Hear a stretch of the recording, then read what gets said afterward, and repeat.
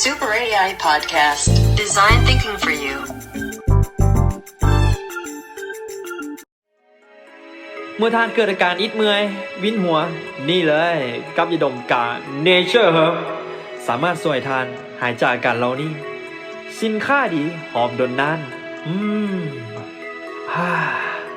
หอมชื่นใจเฮ็ดจากสมุนไพรแท้100%จนสบายดีนี่ตอนรับเข้าสู่ Super AI Podcast ของคนลาวซึ่งมื้อนี้ข้าพเจ้าก็จะมาเว้าเรื่องเกี่ยวกับสิ่งที่ประเทศเฮาเนาะต้องการที่สุดในช่วงนี้นี่ก็คือสตาร์ทอัพการสตาร์ทอัพหมายความว่าเป็นหยังเป็นธุรกิจหนึ่งเนาะที่มันมีการเติบโตที่ว่องไวบ่ว่าจะแม่นการเฮ็ดธุรกิจแบบว่า delivery บ่หรือว่าแอปพลิเคชันเนาะหรือว่าการเฮ็ดธุรกิจประเภทอย่างนวัตกรรมใหม่ๆเนาะบ่ว่าจะแม่นทางด้านกสิกรรมบ่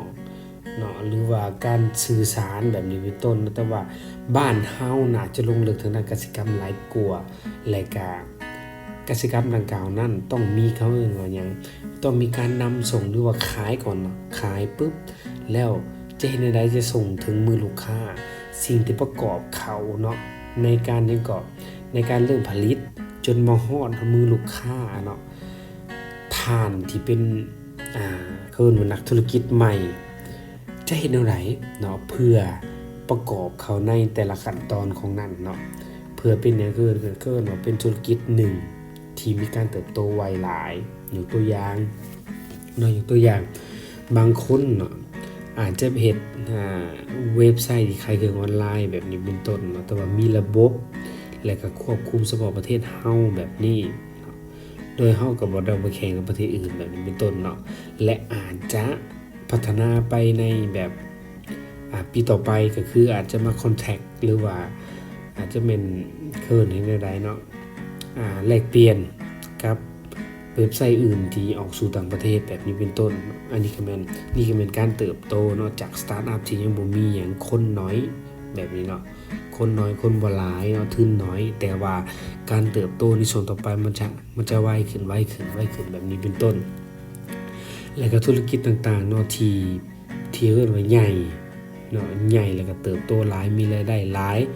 และประสบความสำเร็จก็ล้วนแต่เกิดมาจากสตาร์ทอัพทั้งนั้นเนาะดังนั้นการที่คนลาวของเฮาเนาะจะเริ่มคิดเริ่มมาเฮ็ดสตาร์ทอัพก็ถือว่าเป็นสิ่งที่ดีหลายเนาะข้าพเจ้าได้ขึ้นไปที่นครหลวงก็ถือว่าเห็นหลายเนาะเวียกงานที่นักธุรกิจประเภทธุรกิจหนุ่มนี่เนาะเพิ่นมีความคิดสร้างสรรค์ในการประกอบธุรกิจต่างๆนานาบ่ว่าจะเป็นการส่งอาหารแบบนี้เนาะการส่งอาหารแบบนี้เป็นต้นหรือว่าการบริการต่างๆและมีอันหนึ่งข้าพเจ้าเห็นก็ฮู้ว่าคือคิดว่าเป็นหยังคือมีธุรกิจวินี้ขึ้นมานะแต่ว่าถามว่าธุรกิจนี้มันดีโอเคได้เนาะนั่นก็คือธุรกิจบริการเฝ้ากรรมเฝ้าผู้ที่อยู่กรรมหั่นน่ะเนาะเฝ้าหมอกรรมว่าซั่นซะมันก็มีธุรกิจแบบนี้เกิดขึ้นมานั่นก็แม่นไอเดียหรือว่าความคิดใหม่ของคนที่จะประกอบอาชีพต่างๆแบบนี้นะท่านจำไว้เลยว่าอย่าท่าคำว่าพร้อมเนาะ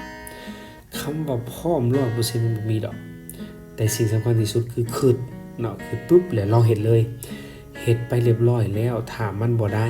ก็มาปรับมาเปลี่ยนใหม่เพราะว่าหยังเพราะการเริ่มเป็นเรื่องของเฮาแม่นเฮาบ่ได้ใช้ทุนหลายเด้ถ้ามันไปได้เนาะ